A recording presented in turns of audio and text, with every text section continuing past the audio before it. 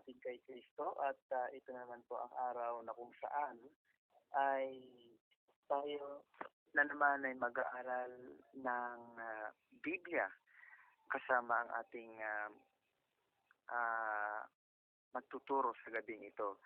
At bago po nating buksan o bago po natin buksan ang ating pong pag-aaralan ngayong gabing ito sa pamamagitan ng ating Bible teacher ay isa munang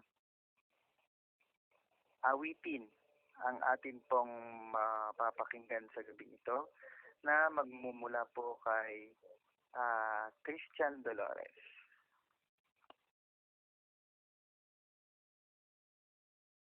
Hello, okay na po ba yung audio? Sige po, okay na po.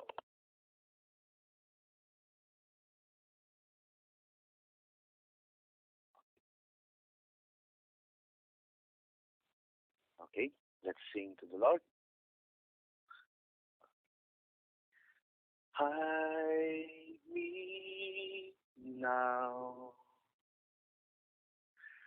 under your wings.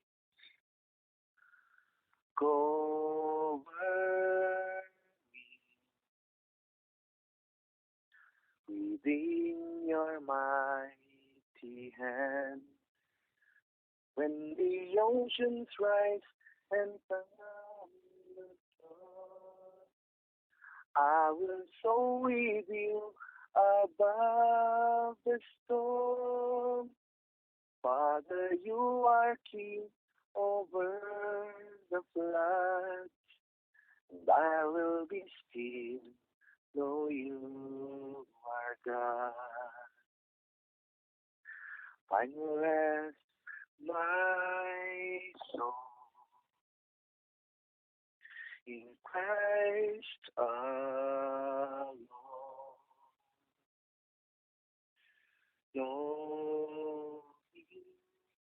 power in quietness and trust. When the oceans rise and thunders roar, I will soar with you above the storm. Father, you are king over the floods, and I will be still, know you are God.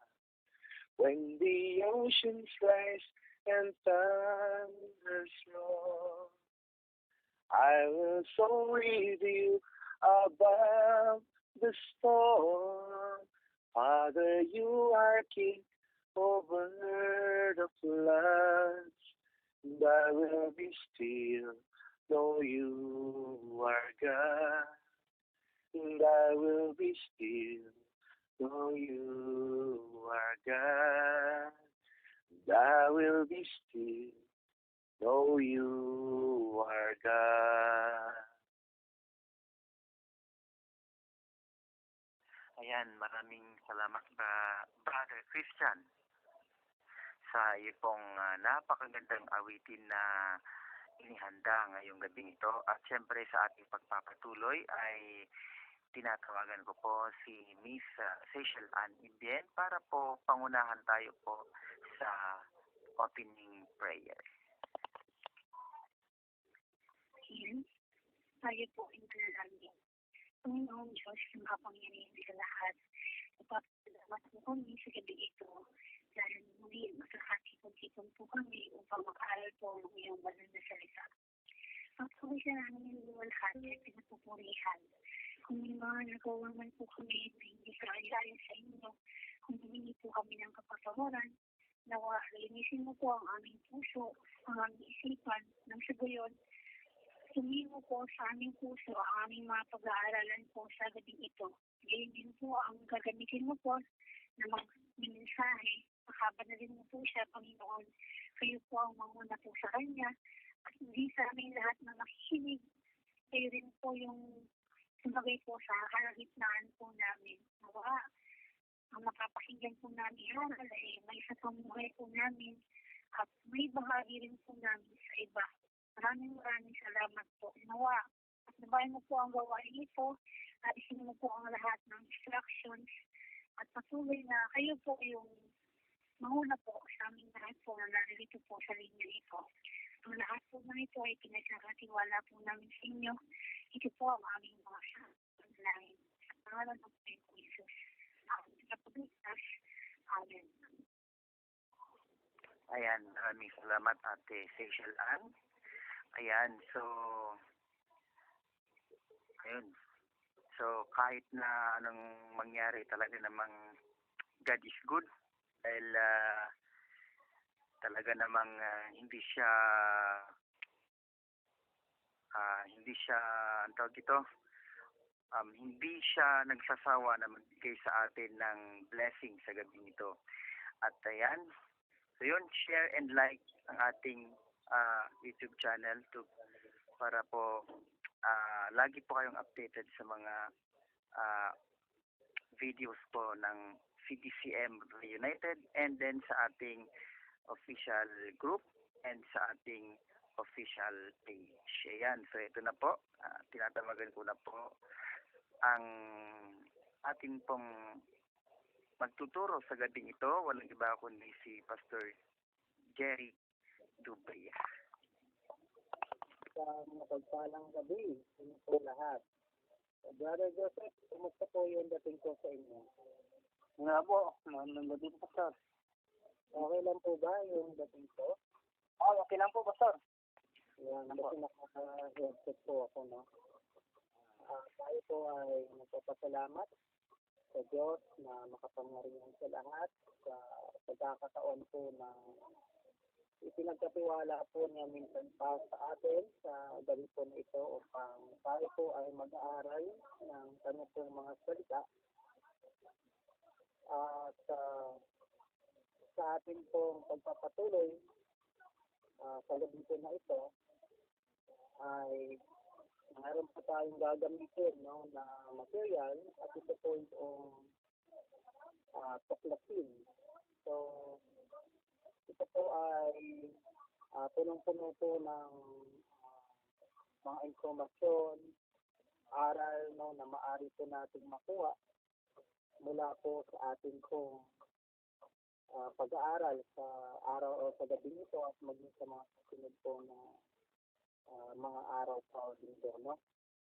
So, but before that, tayo po muna ay sumandabi po nanalangin po sa Panginoon at inapit po natin sa Diyos ang ating pong pag-aaral sa gabi po na ito.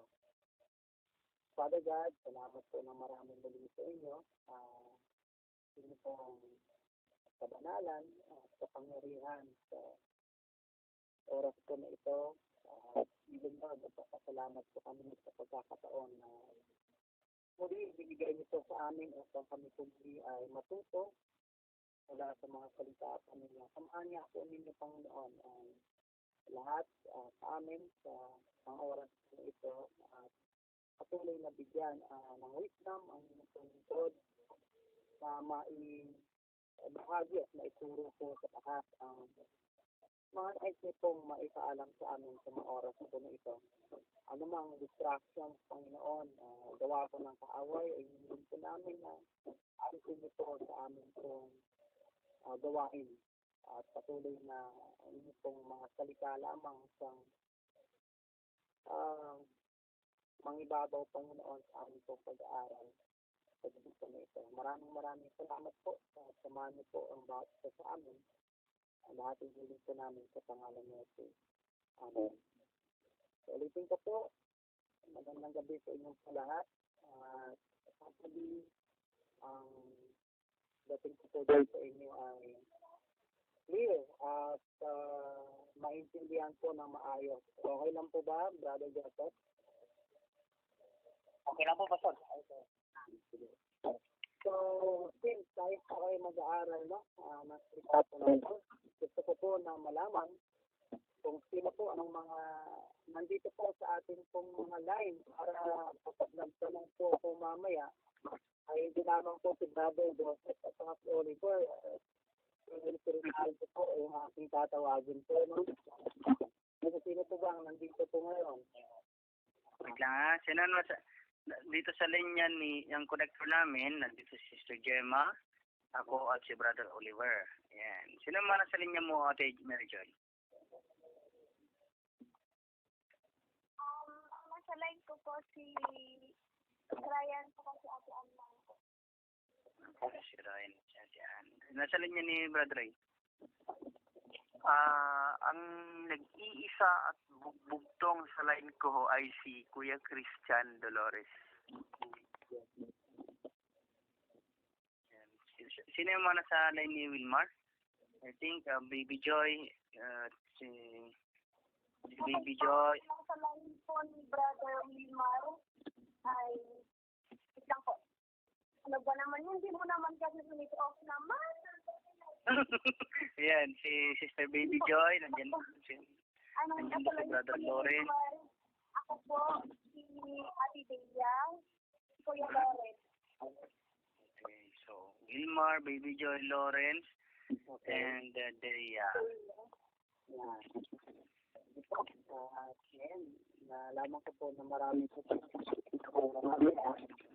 pero may mga questions po ako ay magtatawag na lang po ako no?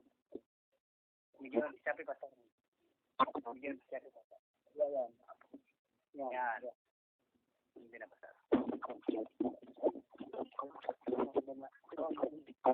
Pastor, nag-chat ulit, nagpa-chat. Oo. Pastor. Yan. Yan. Yan na pastor. Pasensya na po ha. Okay lang po, pastor. Sige pa, ano na lang ako bro, pasabi na lang kapag sa akin yung dating ko po niya para lilipat ako na hindi naman masayang yung ating pong panahon sa gabi ito at dalangin ko na lahat po tayo ay ihanda ng Panginoon para po sa ating aralin. Mulang aralin po sa gabi po na ito.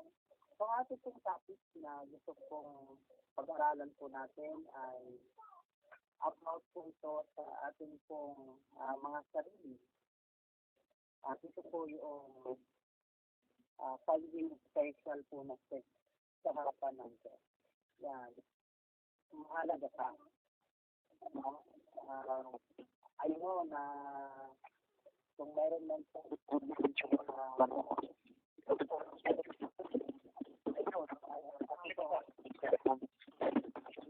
Mag-chat ulit. Pasensya na po. Wait lang po. Lilipat po tayo ha. Sige lang, pastor. Sige lang po.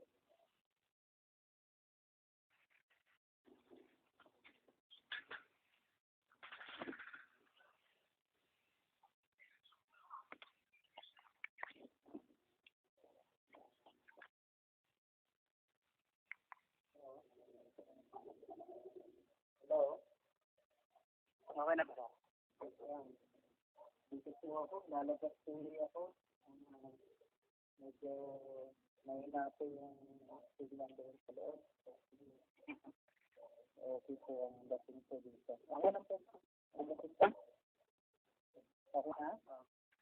Okay na, pastor. Diyan nag-chat lang konti. Chat lang konti. Okay lang, pastor. Okay naman? Okay naman?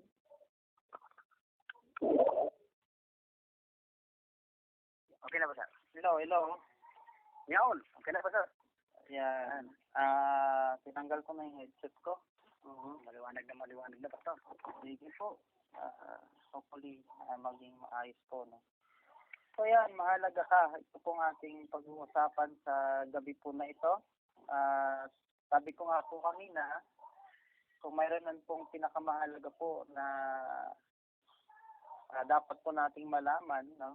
Sa ating pong buhay habang tayo nandito po sa mundo, yung katotohanan po na tayo po ay very special, no?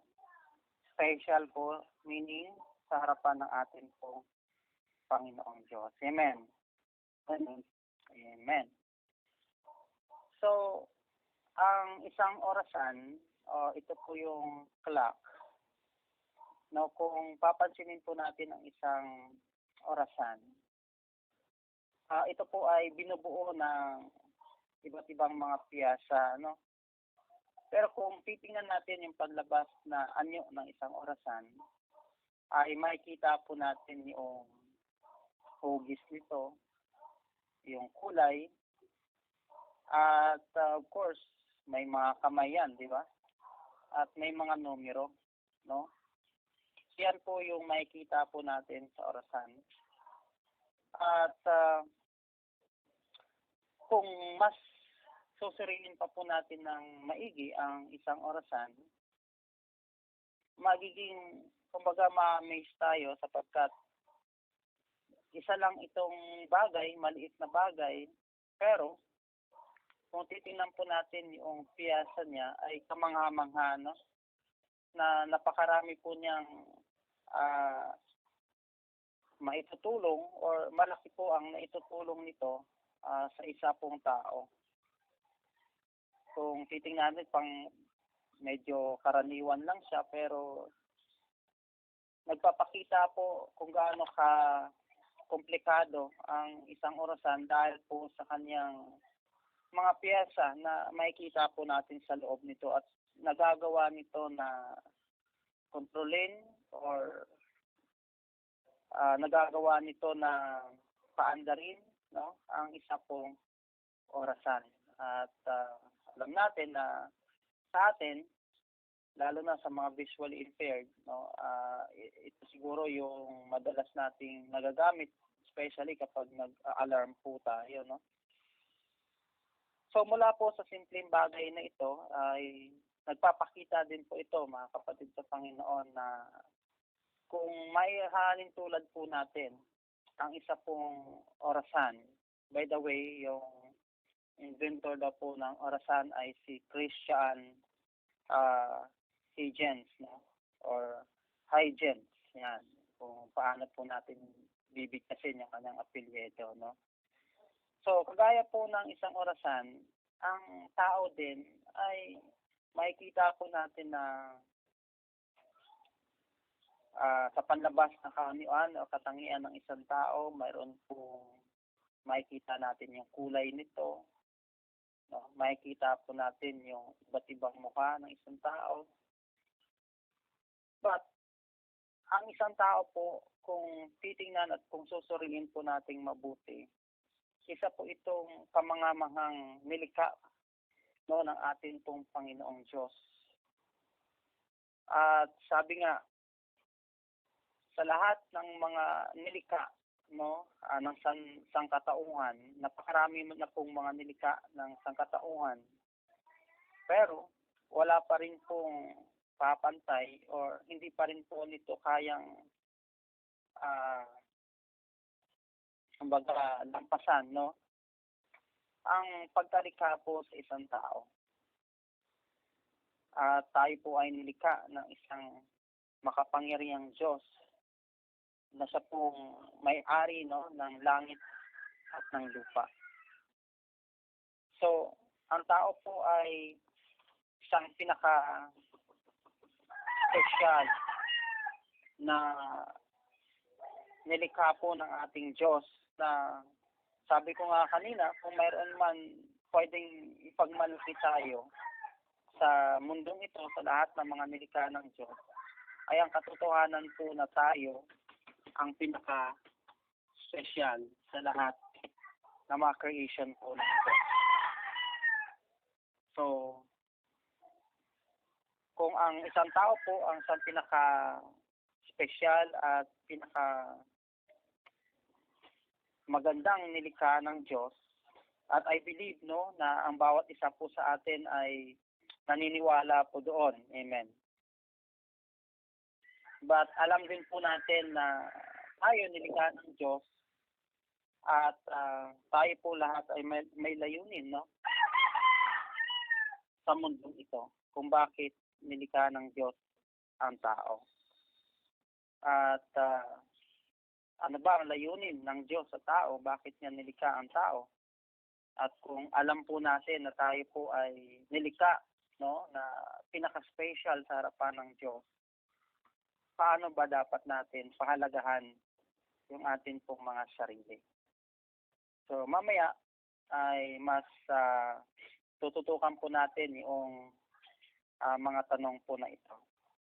mayroon po akong babasahin sa inyo na talata, una, at ito po ay matatagpuan po sa mga gawa or Acts chapter 17, talata pong 24 at yung talata pong 27. So, babasahin ko po siya sa Braille. At actually, mga kapatid, no, ito yung struggles ko or isa sa mga struggles ko, ang pagbabasa ng Braille. So, hopefully, ay masundan niyo po ako dito sa binabasa ko. So, ang sabi niya, Acts chapter 17, verse 24, sabi dito, ang Diyos ang lumikha ng mundo at ng lahat ng nasa mundo. Siya ang Panginoong nagmamay-ari ng langit at ng lupa. Kaya hindi siya nakatira sa mga templo na ginawa ng mga tao. Verse 27, ang lahat ng ito'y ginawa ng Diyos upang hanapin natin siya at baka sakaling matagpuan nga natin siya. Ngunit, ang totoo, ang Diyos ay hindi malayo sa atin. So dito po sa Aklat ng Mga Gawa, Kabanatang 1, talatang 24 hanggang 24 at saka itong talata pong 27, ay pinapakita po rito kung sino ba ang nagmamay-ari, no, sa langit at sa lupa at maging lahat ng nandito sa lupa. Especially ito po yung mga lahat na may buhay, no, dito sa mundo po natin. At maliwanag po na sinasabi dito sa Aklat ng Mga Gawa na ang Diyos ang nagmamay-ari po sa lahat ng ito. At kabilang na dito, of course, ang tao, no? Kaya nga sinabi po niya sa talatang 27, ang sabi na ang lahat ng ito ay ginawa ng Diyos upang hanapin natin siya at baka siya'y matagpuan nga natin. So, alam niyo mga kapatid sa Panginoon, marami po sa atin, sa panahon po na ito na hanggang ngayon, hindi pa rin sila nagtitiwala o naniniwala na mayroong Diyos. No? Ito yung mga tao na atheist na tinatawag po nila. Hindi sila naniniwala na ang Diyos ay nag-exist. But kung babasahin po natin ang aklat po ng Romans chapter 1, ay makikita po natin doon na mismo ang Diyos na siya pong ang likas na hindi po nakikita ang kanyang kapangyarihan, ang kanyang pagiging Diyos, ay nailalarawan or malalaman po natin na siya po ay isang Diyos sa pamagitan ng kanyang mga nilikha. Kapag tumingin ka sa paligid mo, lahat ng mga nakikita mo, lahat ng naririnig mo, yan po ay patunay na mayroong Diyos. At sinasabi rin sa Biblia na lahat ng tao na nabuhay dito sa mundong ito, sa puso nila, inilagay na ng Diyos yung katotohanan po na ito. Pero marami po sa mga tao na especially yung hindi naniniwala sa Diyos, na nire-reject po nila yung mga katotohanan ito. Kaya ako personally, naniniwala po ako na yung mga hindi naniniwala sa Diyos, hindi ibig sabihin na hindi talaga sila naniniwala sa Diyos. Ayaw lang nila paniwalaan na mayroong Diyos. Yan po ang isa kong katotohanan dahil makikita nila sa paligid, no? Sabi nga sa Bible dito sa Romans chapter 1 na sa pamagitan ng mga nilikha ng Diyos, ito po ay nagpapatunay na mayroong Diyos. At dito sa passage po natin, ginawa ito ng Diyos para baka sakaling hanapin natin siya. Kasi kung titingnan mo yung paligid, no, lahat ng nakikita mo, nararamdaman mo, maiisip mo na hindi tao ang gumawa ng mga bagay na ito, di ba? There's someone who created these things. So, So, bilang isang tao, hanapin mo kung sino ba yung someone na yun ang gumawa, di ba? Ng mga bagay na ito kasi hindi kayang likhain ito ng isang pangkaraniwang tao lamang, no? Yung mga stars, di ba? Yung mga bundok. So, imposible na taong gumawa niyan. So, mayroong someone na gumawa niyan. At yun ay ang Diyos, no?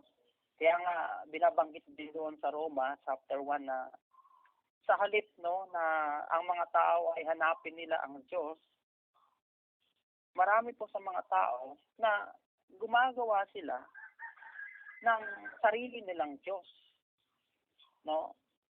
Kumbaga, sa halip na pahalagahan nila, parangalan nila, pasalamatan nila ang Diyos, ay gumawa sila ng sarili nilang Diyos upang sambahin ito, no?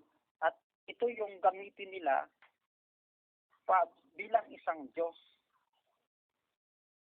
Kaya nga, marami po sa atin ang naliligaw sapagkat nagmamarunong po ang ilan po sa atin na sa halip na hanapin nila ang Diyos sa kanilang buhay, ay gumagawa sila ng mga kaparaanan upang ito'y gawin nila at sambahin, no, sa kanilang mga. Kaya nga sabi doon, sa halip na sambahin, no, ang Diyos na lumikha, marami po sa atin na ang sinasamba ay yung nilikha ng Diyos.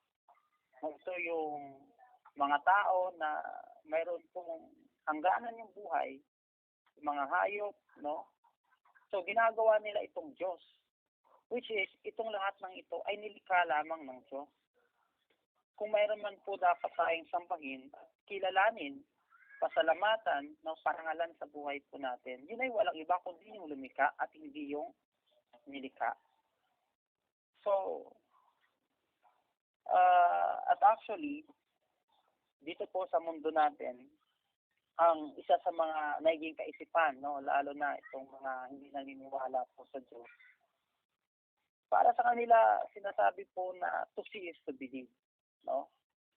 Maniniwala ako na mayroong Diyos kung makikita ko ang Diyos, no? Maniniwala ako kung mayroong Diyos na kung isasabihin niya mismo sa akin na mayroong Diyos. Ganun po ang tao. Di ba? Maging sa atin pong mga blind, di ba? Kung sa mga sighted is to see is to believe, maniniwala lamang sila kapag nakita nila sa atin naman. Of course, to touch is to believe, di ba? So, kaya nga marami pong mga blind na actually, mayroon akong narinig na kwento, no? Nakakatawa lang tong kwento na ito na mayroon daw isang blind na nagpakita ako ng pera sa isang sighted. Sabi niya, magkano po ito? Sabi ng sighted, 1,000. Ito po, 1,000. Ito, 1,000. Hanggang sa napakarami pong sinabi niyang 1,000. Kaya yung mga blind na kasama niya, dami mo namang pera. Sabi gano'n. Pero alam niyo ba na yun ay hindi naman totoo kasi binibiro lang sila ng blind na yon, na isa lang naman talaga ipinakita niya, no? So ano po yung makikita natin doon?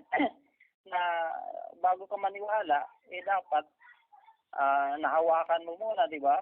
O di ka, nakita mo muna. So ganun po yung paniniwala ng mga tao dito sa mundo, to see is to believe.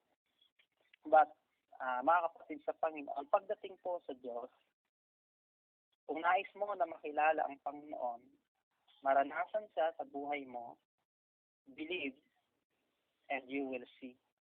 Ganyan po yung dapat na maging kaisipan po natin. Kung ang mundo to see is to believe, sa Panginoon, believe, and you will see. Kaya nga marami pong mga tao, lalo na yung mga matatalino, sabi sa Biblia, di ba, hindi nire-reveal ng Diyos yung kanyang sarili sa mga matatalino. Bagkus doon sa mga very much willing na maniwala sa atin pong Panginoon. Kasi marami po na mga matalino, sinisikap nilang hanapin ang Diyos. Pero, bakit hindi sa kanila inire-reveal ng Diyos? Sapagkat una pa lang, hindi na sila naniniwala na mayroong Diyos. No? once na hindi ka naniwala na mayroong Diyos, kahit na gaano pa yung pagsaliksik mo na mahanap ang Diyos, hindi mo siya mahanap.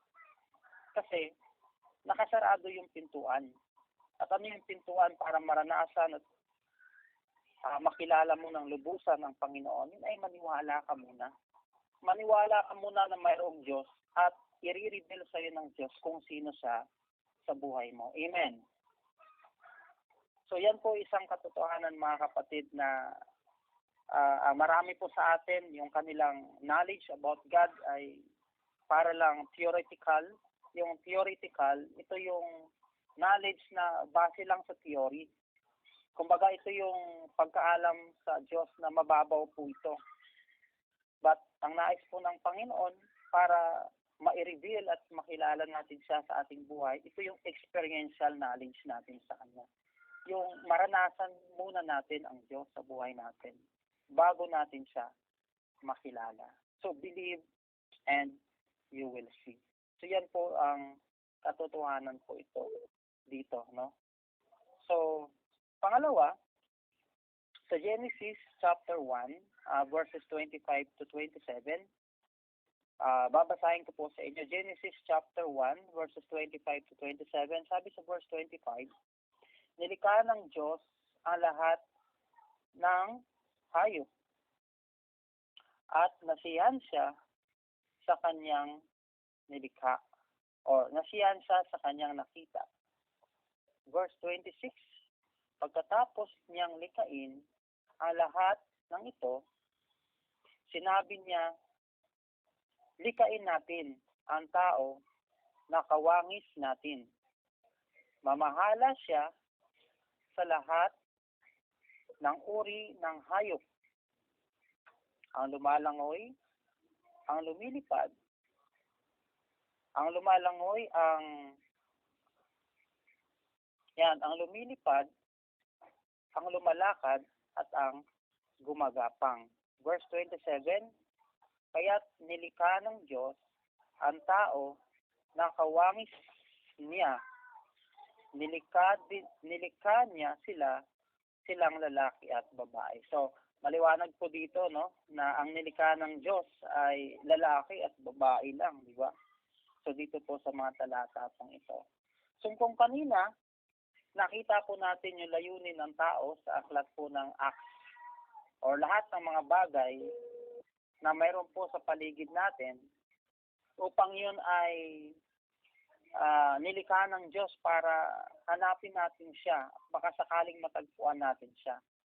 No? At ang sabi nga doon sa Acts, na ang totoong Diyos po ay hindi talaga malayo sa atin, kundi napakalapit ng Diyos sa atin. No? Mahanap lamang natin siya kung tayo po ay maniniwala sa Kanya. So yan po yung katotohanan po doon. Believe and you will see. While dito po sa aklat ng Genesis chapter 1 verses 25 to 27, dito naman, makikita po natin kung bakit napaka-special ng tao sa lahat ng nilikha ng Diyos.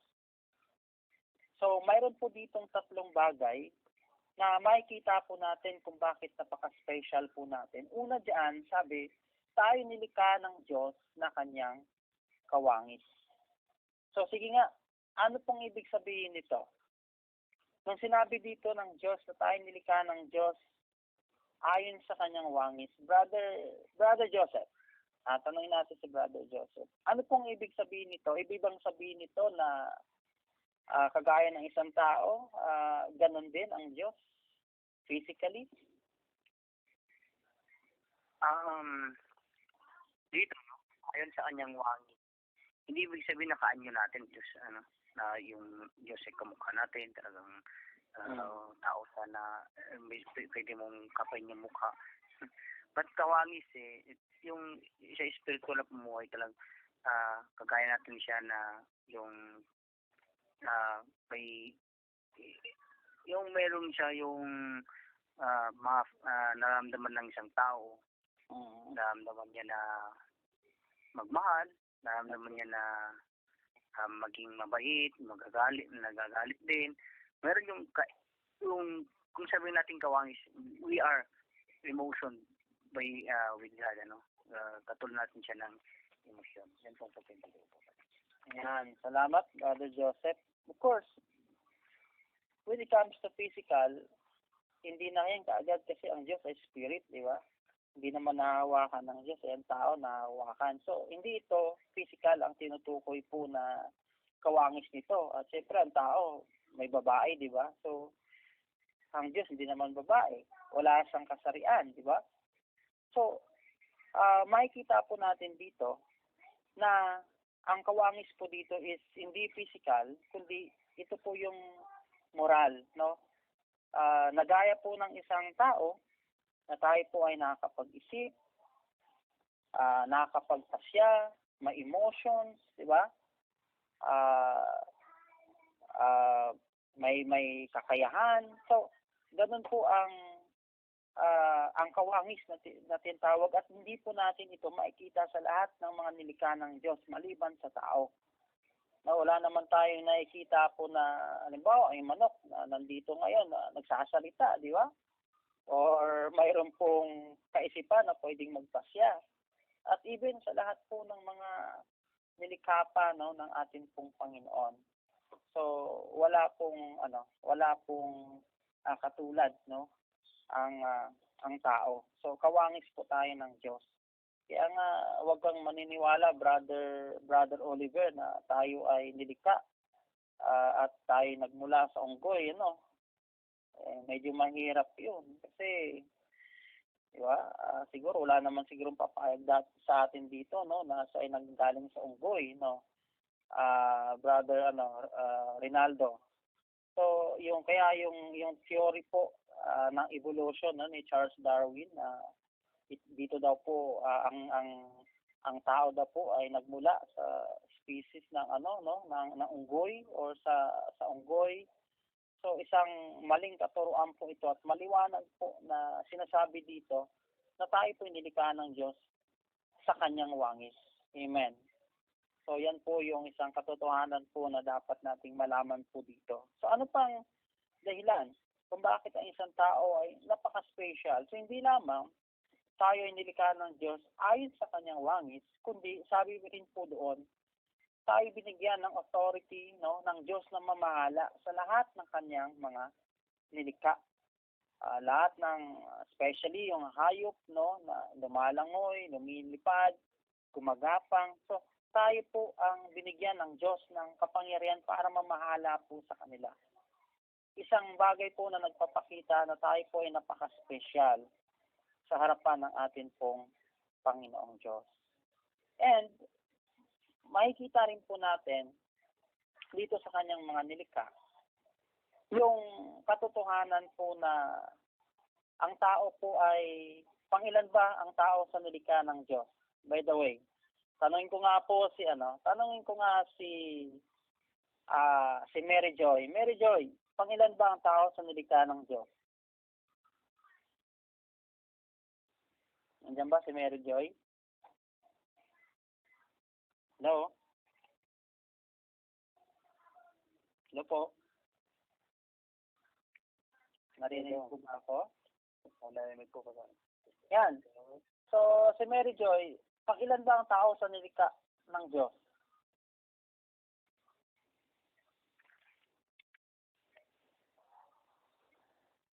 Spirit? Or pass? Si Oliver. Ikaw, Brother Oliver, pangilan ba ang tao sa mga nilikha ng Diyos? Nandiyan ba siya, Brother Oliver? Nandiyan ba si Oliver?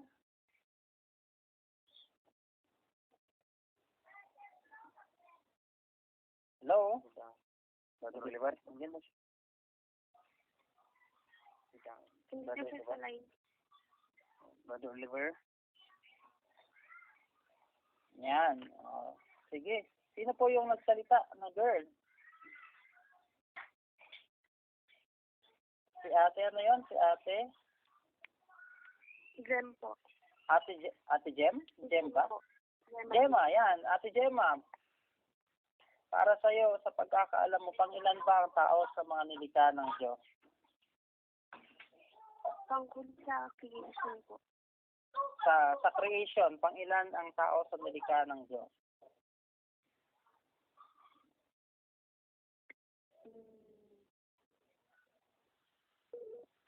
Panghuli? Panghuli. Panghuli, pangilan kaya yon?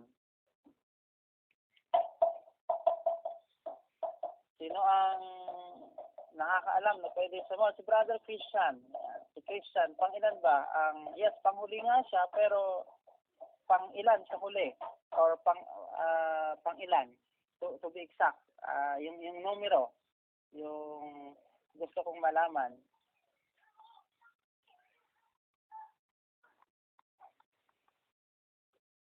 Hello?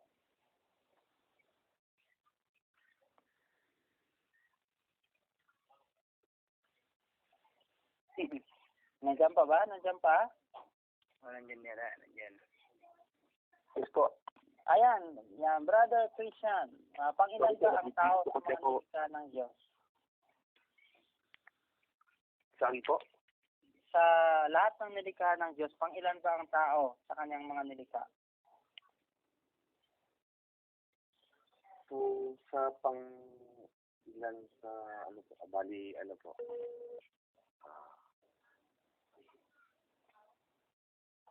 I think, Pastor, pang-anim. Pang-anim. Tama ba yun, Brother Joseph? Pang-anim daw ang tao sa mga nilikha ng Diyos?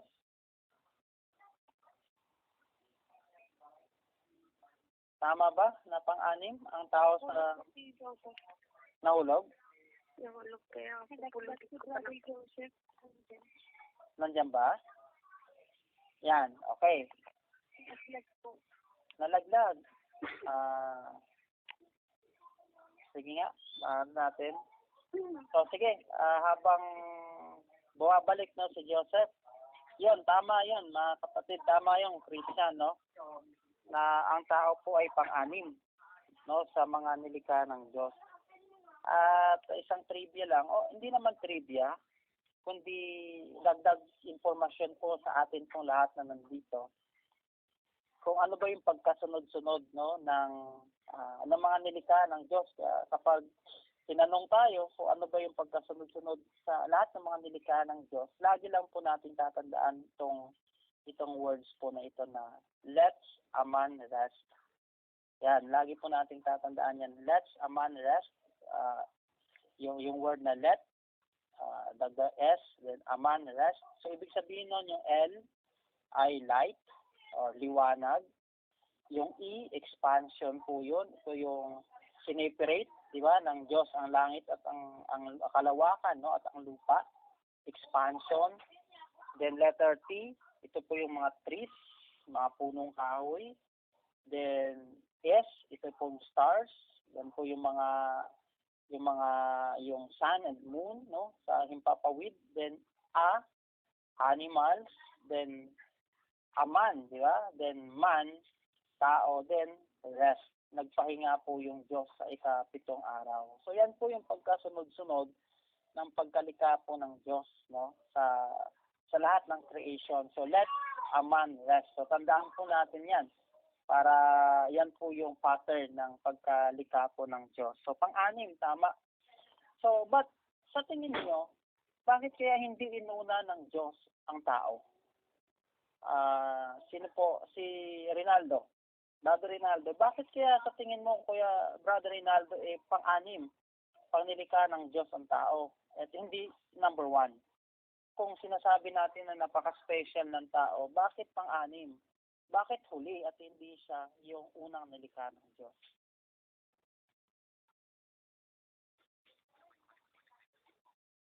Hello?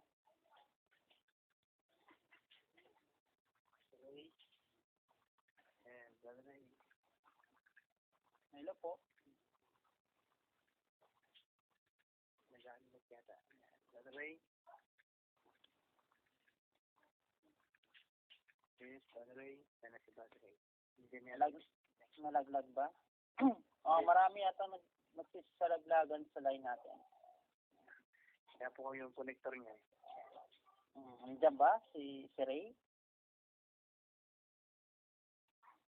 Sige. Mukhang wala ata akong si Ann. Si Ann kaya? Nandiyan pa ba si Ann? Hello po. Yan, yun. Si Ann. Sa tingin mo, Ate Ann, bakit kaya hinuli ng Diyos ang tao at hindi siya inuna ng Diyos kung napaka-special ng tao sa Diyos? Sa tingin ko po, kaya po na hindi po nalikhain ng tao para po may mangangalaga po sa mga ibang likha niya kagaya po ng mga halaman, mga hayop. Okay. Siguro po para rin po magamit na rin po sa kanyang kapurihan yung mga tao. Kaya po na siguro huling likha yung mga tao. Yan. Yan, maraming salamat, Ate Ann. So, sige, si Mary Joy, isa pa. Gusto kong kunin yung insight or yung dahilan kung bakit huli ang tao, bakit hindi siya inuna. Nandiyan ba si Mary Joy? Balikan mo nga si Ate Mary Joy.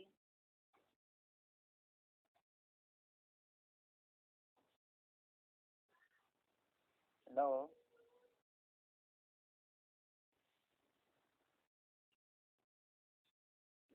Wala. Yan, sige. Brother Joseph, saluin mo sila. Oh. So, bakit kaya hinuli ng Diyos na likhain ng tao at hindi siya yung number one kung special, tayo special sa Kanya? Siyempre, ang Diyos, special ng tao sa Kanya. So, kaya niya hinuli ang tao kasi nandan niya muna lahat. Paano nauna yung tao?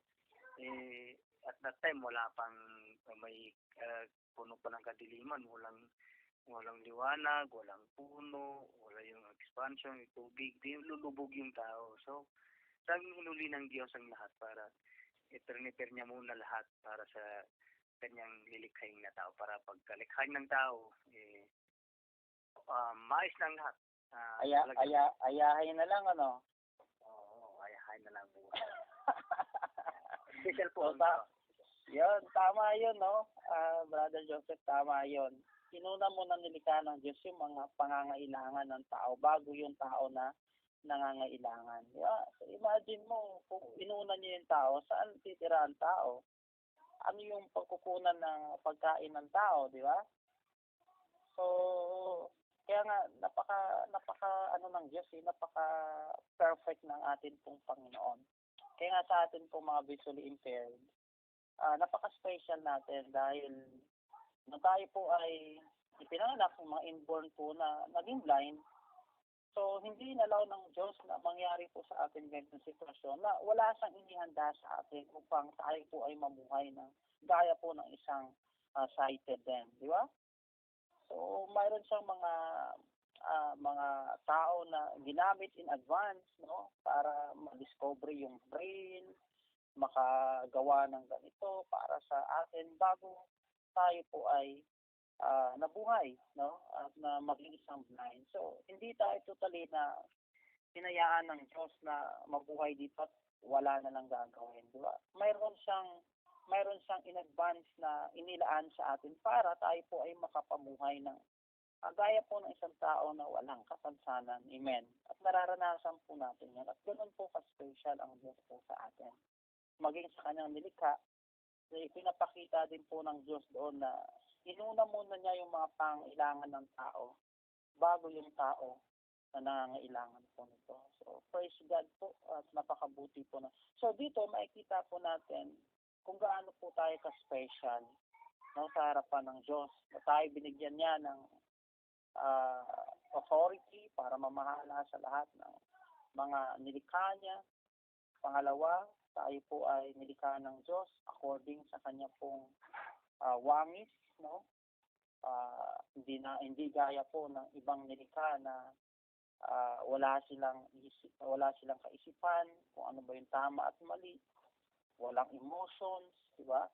Tayo po bilang isang tao, tayo lang yung may ganoong kakayahan. Kaya napaka-special po natin. And lastly, nilikha tayo ng Diyos. Pinrepare niya ang tao o pinrepare niya ang pangailangan ng tao bago niya nilikha ang isang tao na nangailangan, no? So, napakabuti po ng Panginoon sa bawat isa po sa atin. And isa rin pong talata na nagpapakita po dito kung paano po tayo ay napaka-special pa sa harapan ng ating pong Panginoon. Sa awit na 139 verse 1 at yung verse 13 hanggang 15. So makikita po natin dito. So by the way, para po sa dagdag kaalaman din sa lahat po na nandito, ang awit po or ang psalm ay hindi po dapat binabasa ito as Psalms chapter 139 or Psalms chapter 1 or Psalms chapter 2. Kasi ang Psalms po ay book po siya. Yan po ay 150 books or 150 Psalms or mga awit. Kaya kapag binasa po natin siya, dapat awit 139 verse 1. Ganon yung pagbasa at hindi po chapter. Di ba? Kagaya po ng mga ibang libro, book na iisa lang po yung chapter po nila, yung kagaya ng Habakuk, kung di ako nagkakamali, yung Jude or yung 3rd John. Yan. So, pagbasa doon is Jude verse 3. So, kasi book siya, iisa lang siya. So, ganun din po ang Psalms or ang mga awit. So, kapag binasa natin siya, mga awit or awit 139 verse 1 at hindi po awit kabanatang 139 verse 1. Hindi po ganun kasi hindi po sa chapter kundi book po ang mga awit. So, dagdag kaalaman lang din po yan. So, basahin natin awit 139 verse 1. Sabi dito, Panginoon, ako'y iyong nilikha or Panginoon, ako'y nagpapasalamat. Verse 1, sabi niya rito, Panginoon, ako'y iyong sinisiyasat, kaya't kilala mo ako. Verse 13, kilala mo ako sapagkat ikaw ang lumikha sa akin. Yan. Sabi pa rito, sapagkat ikaw ang lumikha sa akin, ikaw ang humugis sa akin sa tiyan ng aking ina. Verse 14, kahanga-hanga ang paggawa mo sa akin, kaya pinupuri kita. Nalalaman mong ang iyong mga gawa, ay tunay na kahanga-hanga. Last verse 15, nakikita mo ang buto ko nang ako'y lihim na kinubis sa sinapupunan ng aking ina. So, pasensya na po sa pagbabasa ko sapagkat isang kamay ko po nasa cellphone at isang daliri lang yung way ng pagbabasa ko kaya medyo nahihirapan po ako, So yan, so maliwanag po dito sa awit 139 verse 1 at yung talata pong 13 hanggang 14 kung gaano po tayo ka-special sa harapan ng Panginoon. Kung gaano po tayo nilikha ng Diyos. Kaya ang sabi doon sa verse 14 nasa Tagalog, I praise you, O Lord, for I am wonderfully and fearfully made. Kapag sinabi natin wonderfully, ano bang sa Tagalog yung wonderfully? Ano ba sa Tagalog ng wonderfully, Brother Rinaldo? Nandiyan na ba si Rinaldo?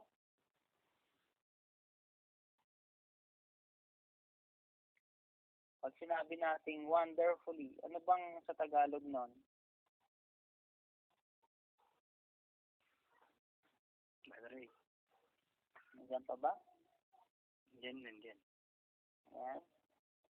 Hopefully po, tayo po ay nakikinig po, kasi mahalaga po ang makatotohanan po na ito na atin pong pinag-aaralan po ngayon. Nagpapakita na mahalaga ka sa harapan ng atin pong Panginoon at pinapakita po dito at binabasa natin yung mga talata na nagpapakita po at nagpapatunay kung gaano po tayo ka-special na dapat pong tingnan natin sa atin, sa buhay natin dito sa mundong ito. So kapag sinabing wonderfully, ibig sabihin kamangha-mangha. Tama ba, Brother Joseph?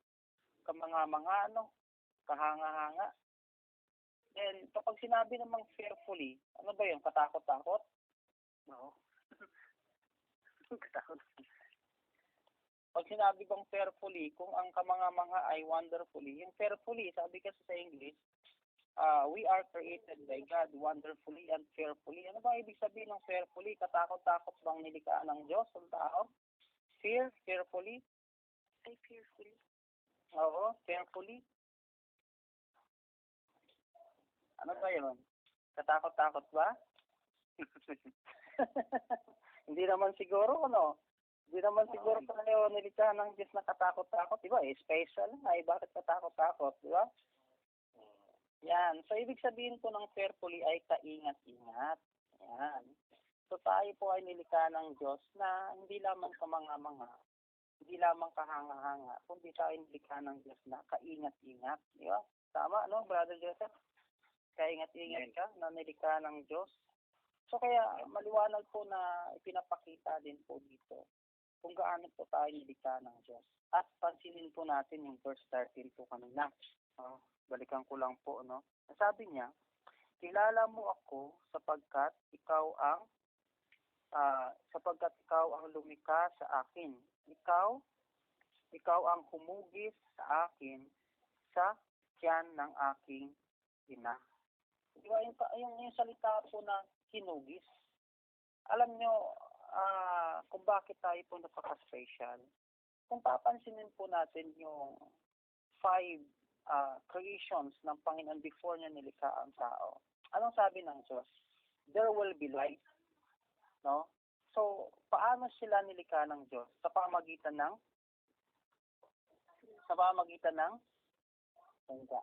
salita, di ba? Sa pamagitan ng salita, nilikha lahat ng yun. Pero, nung dumating sa Diyos, sa tao, hindi niya sinabi na there will be man or there will be man, gano'n, or woman. Hindi gano'n eh. Kundi, tayo sabi doon, hinugis. Diba, ginamit niya yung kanyang mga kamay mismo sa paglikha sa tao. Amen? So, hindi lamang sa pamagitan po ng salita, nilikha ng Diyos ang tao, kundi sa pamagitan ng kanyang mga kamay mismo. So, ganun po ka-special ang tao, mga kapatid sa Panginoon, na hinugis mismo tayo ng Diyos at hindi po sa pamagitan lamang ng salita. So, napaka-dakila po at kamanga-manga. Kaingat-ingat kang nilikha ng Diyos dahil nilikha ka sa kanyang pong mga kamay. So, mga kapatid sa Panginoon, napaka-sarap no, na isipin na tayo bilang isang tao, napakahalaga natin sa harapan ng Diyos. Marami pong mga tao po sa panahon po natin ngayon na sinasaktan nila no, yung kanilang mga sarili, nagpapakamatay, dahil parang feeling nila hindi sila mahalaga no, sa mundong ito. But tandaan po natin mula po sa mga katotohanan po na nabasa po natin ngayon kung paano ang isang tao napaka-special sa harapan ng ating pong Panginoon. Makikita natin at dapat pahalagahan po natin ng ating pong mga sarili. Dahil ang Diyos ay pinahalagahan po tayo no, sa pamagitan ng kanyang paglikha po sa atin. Kaya kapag nadi-discourage ka, nadi-disappoint ka sa marami pong mga bagay sa mundo ito, isipin mo kung paano ka nilikha ng Diyos. No, kung sa tingin mo, yung mga pangyayari na sa buhay mo nagpapakita ng hindi ka mahalaga sa Diyos, parang pinapabayaan ka niya. Isipin mo yung kung paano kanya nilikha. At doon makikita mo na hindi ka po pinapabayaan ng Diyos dahil mahalaga ka sa harapan ng ating Panginoon. Kahit na ikaw ay may kapansanan no, sa mundong ito, feeling mo na yung kapansanan na yan ay isang parusa o di kaya pabigat sa buhay. Tandaan po ninyo sa harapan ng Panginoong Diyos, wala pong may kapansanan at hindi. Pantay-pantay po yung tingin ng Panginoon sa tao. No, ang pinakamahalaga po sa Kanya, ano man yung sitwasyon na meron ka ngayon, ang mahalaga sa Kanya ay yung katapatan mo sa Kanya. So yan po lagi po nating tatandaan. So now, mula po dito sa atin pong mga pinag-aralan po na ito, tanungin ko si Brother Christian kung nandyan pa. Hello? Nandiyan pa ba si Christian? Sino pa ang nandito, Brother Joseph? Halos nandito pa ba lahat? Or tayong dalawa na lang ang nandito? Andyan kaya ito sila. Yan. So, sige, anyone na lang na may idea. Kung ang Diyos po ay siya po ang base po dito sa ating po mga talatang nabasa ngayon, natutunan ngayon, kung ilalarawan ninyo ang Diyos sa isang salita, paano ninyo siya mailalarawan? Kahit na dalawang pwedeng sumagot. Sa isang salita, paano ninyo mailalarawan ang Diyos? Base sa kanyang ginawa at kung paano niya ginawa ang isang tao. Okay, pangunahan ko. Para may sumunod. For me, I will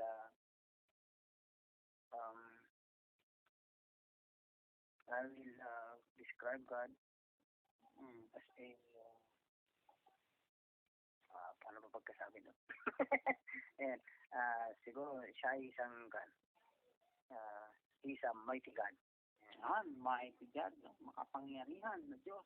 Amen. So, anyone, meron pa po ba na kung ilalarawan po ang Diyos base sa kanyang mga ginawang ito, sa isang salita, paano natin siya mailalarawan? If I'm wonderfully created, then my God is also wonderful. Yan. So, amen, no? Kamanga-manga rin ng Diyos. Kung tayo kamanga-manga na nilikha ng Diyos, wonderfully, sabi nga, kapatid po natin. Of course, ang Diyos din is the wonderful God, di ba? Napaka-kamanga-manga at hindi po natin sukat, no? Isipin yung kakayahan na kaya niyang gawin para po sa atin. So, pangalawang tanong, tayo bilang isang nilikha ng Diyos, base sa pagkalikha sa atin ng Diyos at sa ginawa ng Diyos, paano naman ninyo mailalarawan ang tao bilang isang nilikha ng Diyos? Sa isang salita, paano ninyo mailalarawan ang isang tao base sa ginawa at pagkalikha sa kanya ng Diyos?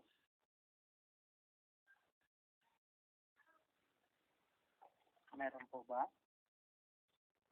Carefully created. Yan, carefully created. Hindi katakot-takot mga kapatid. Na pagkalika, kundi kaingat-ingat tayo nilikha ng Diyos. Ganun ang pagkalika. So ano pa?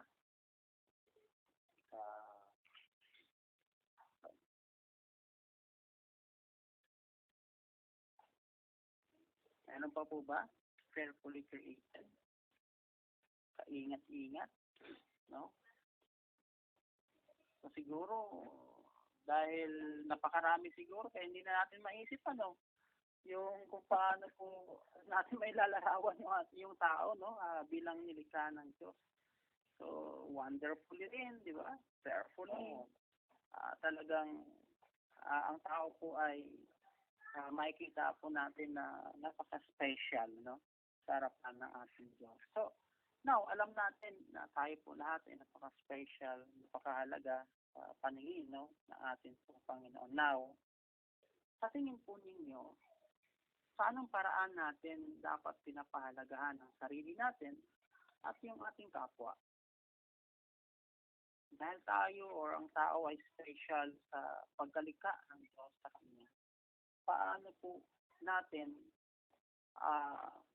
mapapangalagaan, no? Paano po dapat natin i-treat ang ating mga sarili at yung ating kapwa? Si Ate Ann. Mr. Ann.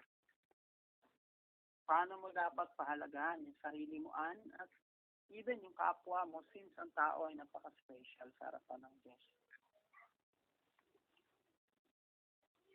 Yan pa ba saan? Mag-unmute ata. Mr. Ann? Mr. Ann? Yan po. Mm-hmm.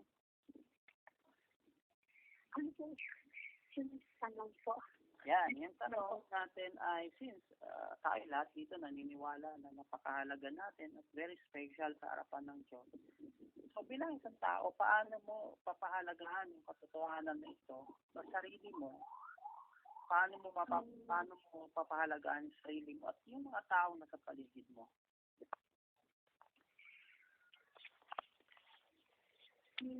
Pahalagahan ko ito Sa paraan na? ingatan natin yung ating sarili kasi, di ba, yung hindi tayong gamit ng Panginoon kung gugustuhin natin sa kanyang ubasan.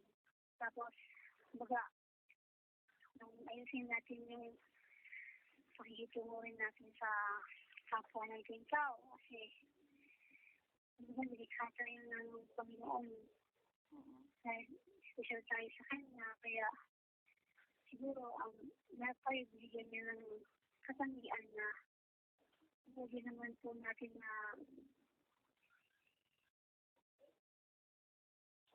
Yes? Naputol? No? Yun, nahulog din. So yan. Okay, so yun, para kay Ann. So isa pa. Sino pa po?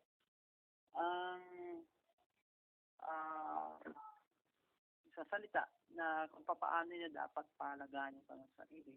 Sa anong paraan at maging yung kanyang kapwa. Since ang tao po ay nilikha na kawangis at very special sa harapan ng Diyos. Gumawa ng mabuti. Okay? Tama, no? Gumawa tayo ng mabuti. And of course, maging responsable, di ba? Maging responsable tayo sa ating pong mga sarili. So, kinakailangan po na sa lahat ng mga bagay na maaaring makatira sa physical na katawan po natin, dapat, di ba, hindi natin hinahayaan yun, no? So, yung mga bisyo, at anything na maaari po makasira physically sa atin, ay dapat po nating iwasan at alisin po yun. Kasi napaka-special natin, di ba? At maging yung pakikitungo din natin sa ibang tao. So, dapat, kung sabi nga, kung paano mo tinatrato, kung paano mo iniibig yung sarili mo, dapat ganun din yung pag-ibig mo sa kapwa mo, di ba? Yan ay golden rule. Golden rule. Yan ay isa sa mga greatest na salita po ng Panginoon na ina-expect po niya sa bawat isa po sa atin. So, mga kapatid sa Panginoon, and ito yung pinakamahalaga na dapat maging responsable po tayo. At yun po ay dapat maibalik natin sa Diyos yung atin pong mga sarili na wala pong bahid na dumi, di ba? So, magamit yung buhay natin para makapagbigay ng papuri, pasalamat sa Kanya dahil sa Kanyang pagkalikha po sa atin. And of course, dapat po yung purpose ng buhay po natin ito sa mundong ito ay magawa po natin. At yun ay magamit ng Panginoong Diyos yung buhay natin para sa iba na makapagbibigay din ng papuri sa Kanyang pangalan. And the last one, dapat magkaroon po tayo ng relationship personal sa atin pong Panginoon. So yan po yung pwede natin gawin kapag sinasabi po natin pagiging responsible. Kasi kapag sinabing responsible, di ba, Joseph, hindi mo lamang pinapahalagaan yung buhay mo para sa mundong ito. Di ba? Kasi kung papahalagaan mo yung buhay mo para sa mundong ito, walang mangyayari sa'yo kasi ang buhay natin hindi lang sa mundong ito. Tama? So maging responsable tayo, especially sa buhay na parating. At nais ng Panginoon na maka-fellowship natin siya pagdating ng araw, makasama natin siya pagdating ng araw, at isa lamang yung way po noon. Upang maging responsable tayo at makasama natin siya pagdating ng panahon, ay yung tanggapin natin si Jesus as our Lord and personal Savior. No? So, sa atin pong mga aralin, and hopefully, Brother Joseph, hopefully next week, no, sa biyaya at turo ng Panginoon ay magkakaroon ulit tayo ng pag-aaral o Bible study. At sana mas maaga para baka yung iba ay naantok na, no? At kasi medyo, medyo late na tayo nagsimula. Sana maaga para medyo masigla pa, no? At may lakas pang sumagot yung ating pong mga kasamahan po na nandito, no? Hopefully, di ba, Brother Joseph, para maging maayos po. Maganda po kasi itong, kaya ako kayo tinatanong para magkaroon po tayo ng interactions kasi alam ko na tayo po lahat ay medyo inaantok or medyo nagpapahinga na siguro yung iba. Kaya sinicheck ko baka dadalawa lang kami ni Joseph ang nandito, no? So sa ating pong mga pag-aaral, no, every week, tayo po ay mayroon pong memory verse. Ang memory verse po na ito ay malaking maitutulong at maging paalala po ito sa atin, no, about sa mga lessons na pinag-aaralan po natin. So, sa lesson po na ito about sa Mahalagata, ang isa po sa mga verse na gusto kong mai-memorize po natin ito. At next week, no, ay magtatawag po ako kung sino naka-memorize po ng verse na ito, no. So, ito po ay sa John chapter 1 verse 12. Juan, kabanatang 1, talata pong 12, ang sabi po doon, sa lahat ng tumanggap at nanampalataya sa Kanya, binigyan niya sila ng karapatan maging anak ng Diyos. Juan, kabanatang 1, talatang 12. Sa lahat ng tumanggap at nanampalataya sa Kanya, binigyan niya sila ng karapatang maging anak ng Diyos. So, yan po ang ating memory verse sa gabi po na ito, sa ating pong pagtatapos, sa ating pong gawain ngayon, hopefully, sa susunod na linggo. Yung talata po na yan, basahin po natin or i-memorize po natin para pag nagtawag po ako sa susunod na linggo, ay yan po ay ma-memorize po natin. Ulitin ko po, no, Juan, kabanatang 1, talatang 12, or John chapter 1 verse 12. Sa lahat ng tumanggap at nanampalataya sa Kanya, binigyan niya sila ng karapatang maging anak ng Diyos. So, yan. Maraming salamat po sa ating lahat na nandito. Sa susunod na linggo ay pag-aaralan naman po natin bakit sinasabi natin na napaka-special po natin, no, sa harapan ng Diyos. Bakit marami po pa rin ang gumagawa, no? Marami pa rin mga tao ang nakakaranas ng kahirapan, nakakaranas po ng sakit, at marami pang mga bagay, no, na problema, no, sa mundong ito.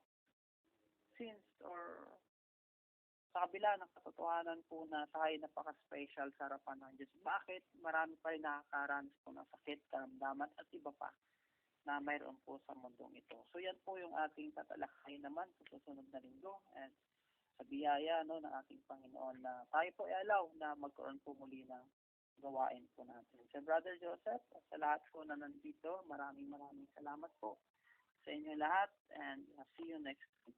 So magandang gabi at God bless po.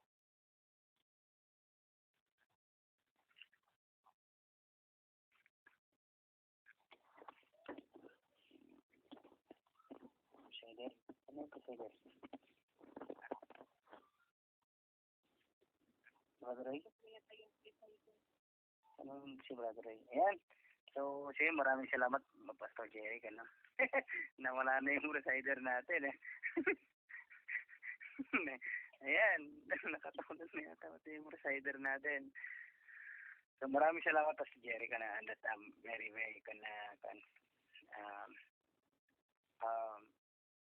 napakagandang mensahe ng Diyos. No? Sa lahat po ng nakikinig po sa ating YouTube channel, any comments po, mag-comment lang po sa comment box. Any, kung ano po rin yung mga sabi nyo doon sa ating napag-aralan ngayong gabi, and mag-comment lang po kayo. Then, siyempre, kung may mga katanungan kayo, then, so just type your comments in the comment box para po atin yung magtalakayan, ano. So, yun. I think gabi na. Marami na yatang tulog. Hindi na ako magtatawag kung sino yung mga may question. So, ayun. Paano to? Siya pa yung player natin.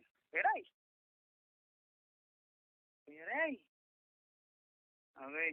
I think, wala na siya pa magpipili yata ng call. Pero, ay, ano. Dagat tayo yan. Hindi ako handa.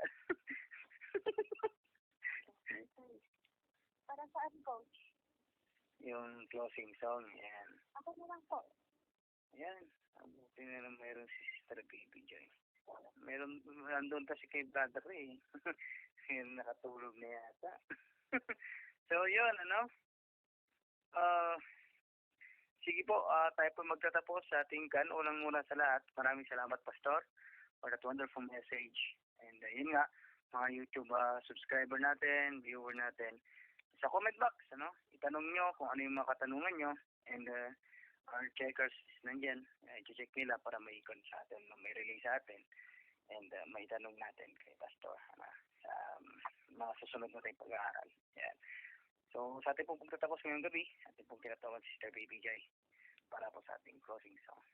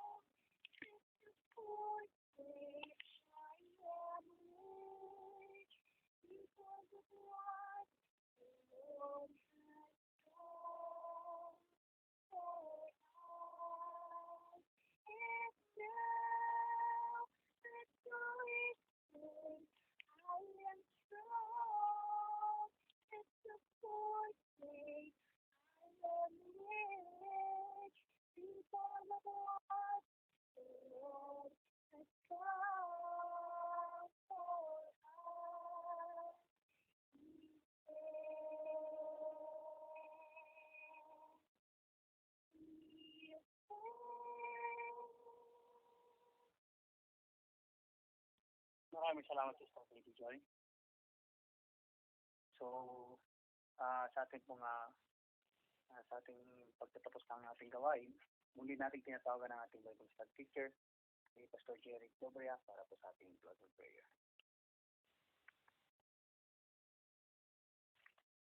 Pastor Jerry? Paano mo yata? I ating buwan na rin. Okay, let's pray. Heavenly Father, maraming salamat po, Lord, for your goodness, for your love. Thank you for your wonderful blessing.